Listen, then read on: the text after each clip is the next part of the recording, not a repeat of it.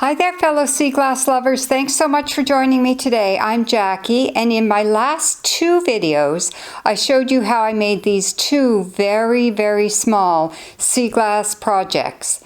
And in today's video, I'm going a tiny bit bigger. I'm going to show you how I made this one.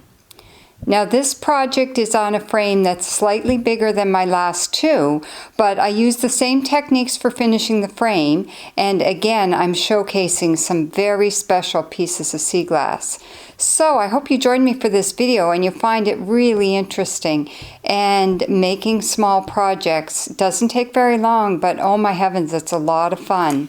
So in my two previous videos, I showed you how I took little old frames and fixed them up, painted them, and got the glass all glued into the back so that I can use them for small sea glass projects. And I'm going to do the same with this one. Now this small frame measures 5 inches this way, 7 inches this way, and the glass is 3 inches by 4.5 inches. So it's really small, which I quite like, because in a small piece like this, I can take some of my really special pieces.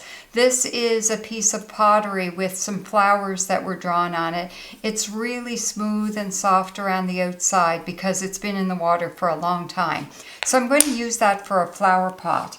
And the other thing that I want to showcase in this one is a really rare red. I do not get very many reds, and when I do get them, they're not usually this perfect. This is a very cool shape. It's very smooth. It's been in the water a really long time.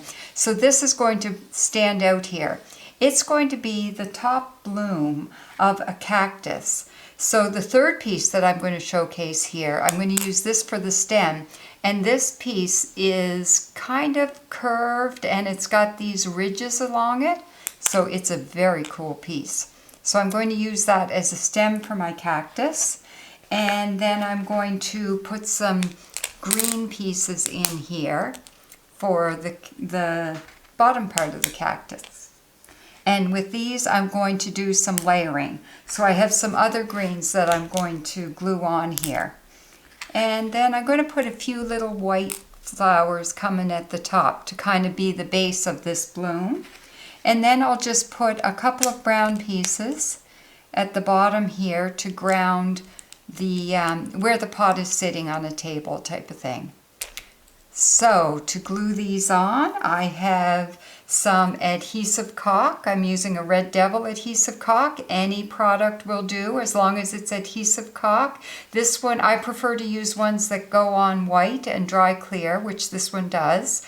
But make sure that it says clear on it because it's going to be clear in the end after it sets.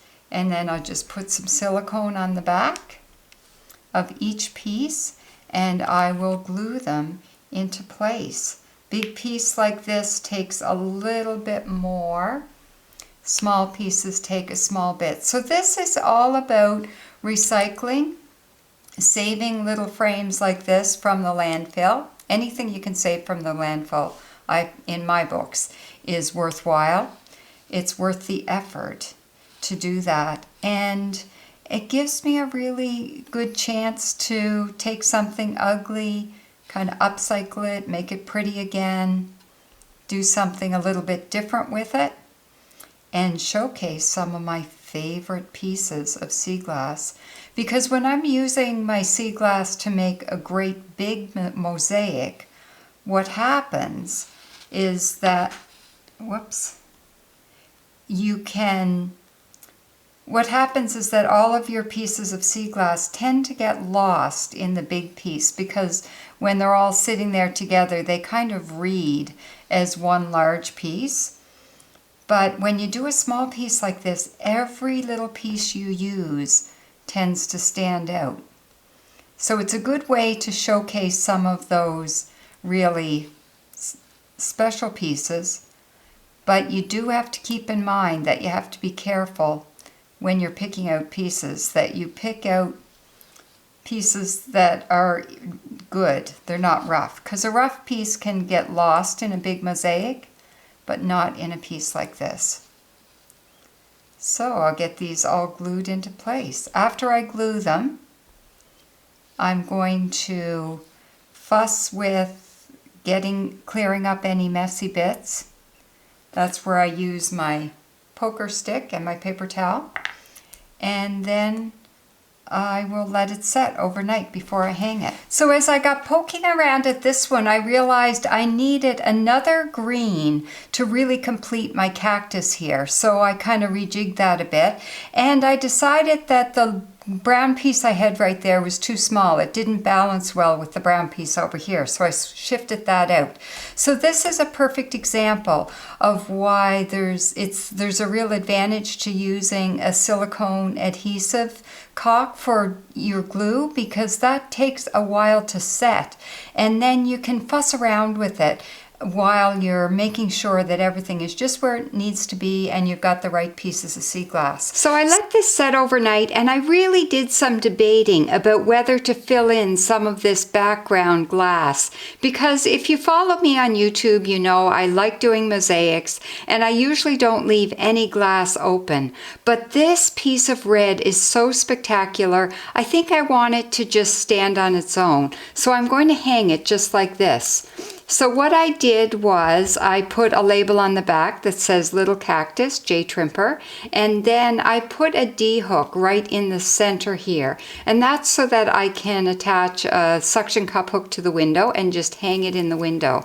So here's my little cactus hanging in the window, and I really think I made the right choice. That red piece of sea glass just jumps right out at you when you look at this, especially against the white frame. Even though you can't see the frame as white in this shot because of the lighting, it really does look good to your eye when you're looking at it from here. So I really hope you enjoyed this video and it gave you some good ideas, and I hope you have some spectacular pieces of sea glass that you could use in a little project like this. So until next time, I hope you make it out to the beach, and happy sea glass hunting.